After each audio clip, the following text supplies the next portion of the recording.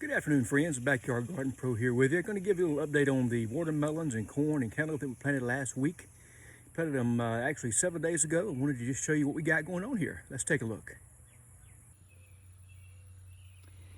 If you remember last week, we had some old cabbage on this first row here and some Brussels sprouts. We had some old celery planted along right here. So I took my tiller and tilled all this up. We laid our rows off and everything.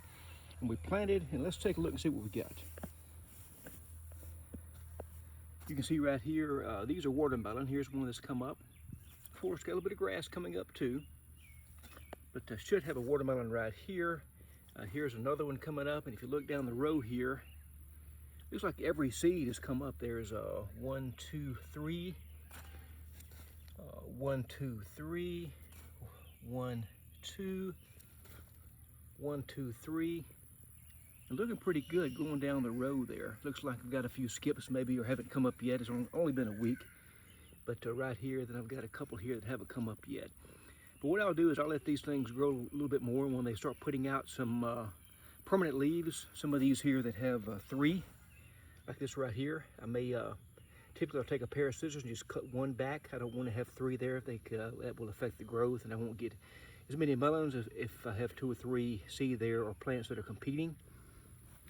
So that's the watermelon. If you look over here on the cantaloupe, this is the row right here. And I can see some coming up there. Let's take a look. There's one just busting through the ground there. You can still see a little bit of dirt on it coming up. Let's see here. Here's another one that's just busting through. Look at that. I always think that's pretty neat. Look at that. Leaf just getting ready to pop up there. Got another one here, and I planted these 2 to 3 per hill, and I'm only seeing one come up right there. Here's one. There's one right here. I see 2. It's still early, only been a week, and of course got some grass. What I will do here, I'll go through and just by hand pull this grass up here. Look with some roots on this grass. Wow. But they are looking pretty good. In most cases, I've got 2 coming up here, more grass and grass roots. Of course, this is my first year doing the garden in this area here. If you look out, this is my grass, and last year, all this garden area was just like that. So I started in February and tilled this back and made garden out of it. If you look way over here, this is where the garden was last year. So I moved it after about 13 years. You can see it's a little bit lower there. The dirt, even though I do my best and have the landscape timbers going around it here, I do get some soil erosion. So I lost about 3 or 4 inches right here. And when it would rain, I'd have a lot of water that would settle and everything. So decided to move it here. So let's see what we got going on here on the next rows. All right, I've got 2 rows of corn right here. 1 row, then a little spacer row, and then a row right here. The corn is not coming up quite as well as the watermelon and cantaloupe here. I can see one busting through right there. Here's a couple coming up there. See those guys? And here's one.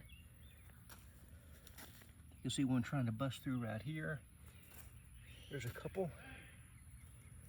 And there's that old dreaded nut grass, and this is probably the same nut grass that was here where the Brussels sprouts were. When you pull that up, typically you get the root, but you won't get, or you get the grass, but see this little string here?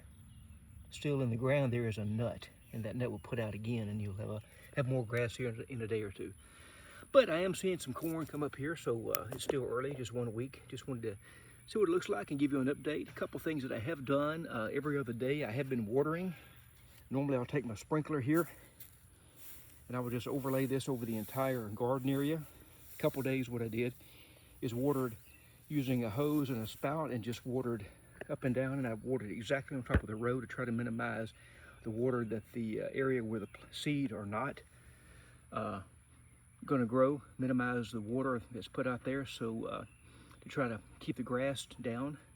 So it is, northwest Louisiana here, about 95 degrees actually right now, so it is hot. So trying to give enough water for the seed to come up, but at the same time keeping the grass as low as possible.